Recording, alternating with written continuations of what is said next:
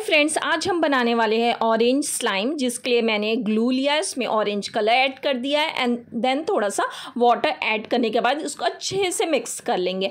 Mix करने के बाद ड्रॉप बाय ड्रॉप हम स्लाइम एक्टिवेटर डालेंगे और उसको भी अच्छे से मिक्स कर लेंगे। आप में से किस किस का फेवरेट फ्रूट ऑरेंज है, मुझे फटाफट से कमेंट करिए। और ये हमारी ऑरेंज स्लाइम बनके रेडी हो गई है, बहुत ही सॉफ्ट एंड स्ट्रेची बनी है। इस तरह के और भी अमेजिंग वीडियो देखना चाहते हैं तो मेरे चैनल को सब्सक्राइब करना ना भूलिएगा। चलिए अब ऑरेंज लॉलीपॉप बनाते हैं, जिसके लिए मैंने उसको सर्कुलर शेप दिया है and then empty refill insert करने के बाद ये हमारी ब्यूटीफुल सी और जूसी शाइनी ऑरेंज लॉलीपॉप बनके रेडी हो गए। वीडियो पसंद आए तो लाइक शेयर करना मत भूलिएगा। Till then take care, bye.